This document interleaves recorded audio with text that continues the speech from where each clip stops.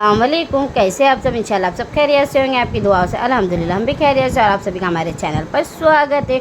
और ये देखिए हम किसके बारे में बताने जा रहे हैं। आप लोग को नाम बता दे रही हूँ, आमिर अल मेहंदी के बारे में बता रही हूँ। बेशक मेरा रब जब चाहे जिसे चाहे कभी भी हर चीज़ अता कर सकता है। तो चलिए मेरी सिस्टर बताएगी। बिल्कुल सही कहा, क्योंकि जब अल्लाह पाक चाहते हैं पल भर में आपको क्या से क्या नवाज दे और पल भर में आपको कहाँ से कहाँ पहुंचा दे, ये तो कोई समझ ही नहीं सकता है। और इससे हमें ये बताने का मकसद है कि देखिए अल्लाह पर यकीदा रखिए, इंशाअल्लाह ताला अल्लाह ने चाहा तो आपको कब से कब और कहाँ से कहाँ मिल जाए। इससे हमें एक और नया सबक मिला कि पहले लोग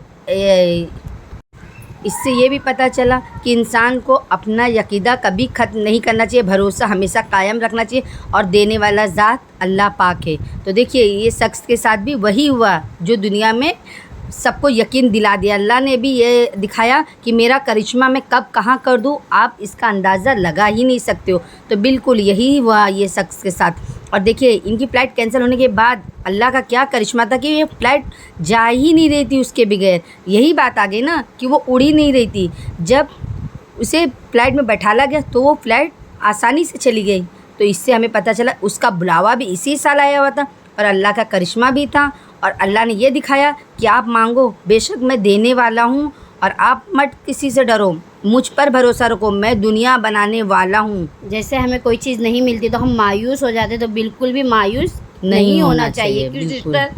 क्योंकि अल्लाह ने ये एहसास दुनिया में भी दिखाया। फिर से एक बार और यकीन दिलाने के लिए आमिर मेहंदी को दिखाया है, अल मेहंदी को इसलिए दिखाया कि देखिए इनका बुलावा आया था तो बिल्कुल इसी साल गए कि नहीं। चाहते तो वो पासपोर्ट का एक बहाना उनके नाम के मिस्टेक से वो कैंसिल हो चुका था, लेकिन अल्लाह ने हिल्ला लगा के उन्हें रिटर्न बुला लिया।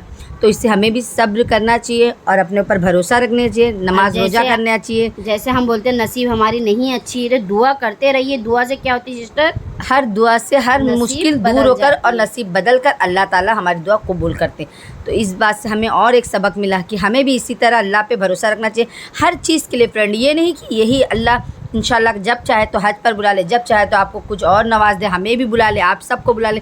अल्लाह चाहे हमारी परेशानी दूर जाए, बीमारी से लेके घर से लेके रिश्ते से लेके हर चीज़ में तकलीफ़ आती है, वो भी अल्लाह ही टाल सकते हैं। हमारी कोई औकात नहीं है, ना हम कुछ कर सकते। हम क्या कर सकते हैं? अल्लाह की राह में सजदे में सर झुकाकर अल्लाह से रो रो कर गिड़गिड़ा कर दुआ मांग सकते हैं और अल्लाह से कह सकते हैं कि अल्लाह मुझे क्या दिया है क्या नहीं दिया। क्योंकि अल्लाह के आगे रोएंगे तो बेशक अल्लाह देगा, लेकिन दुनिया के आगे मत रो। और देखिए माशाल्लाह ये परिंदे ने भी दिखाया कि अल्लाह के आगे सजदा करो, अल्लाह से भीख मांगो, वली अल्लाह का वसीला लो, क्योंकि वो एक ज़रिया अल्लाह ही दिया है और हमारी कोई औकात नहीं। और माशाल्लाह देखिए कितनी तादाद में वहाँ लोग जाते हैं और कितनी तादाद में हर साल हज होता है। उसके बाद जिसका बुलावा आया बिल्कुल पहुँच जाए और कितने का कैंसिल हो जाता है। तो ये सब मेरे रब की मर्ज़ी है।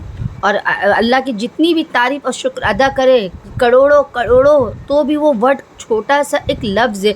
लेकिन अल्लाह पाक के आगे हम वो शब्द ही नहीं यूज़ कर सकते क्योंकि हम इतने नेक और पाक और साफ़ नहीं हैं। फिर भी अल्लाह हम सबकी मुश्किलें दूर करे, परेशानी दूर करे और इस हज के सदके हम सबकी मग़फ़िरत करे। आमीन सुम्मा आमीन।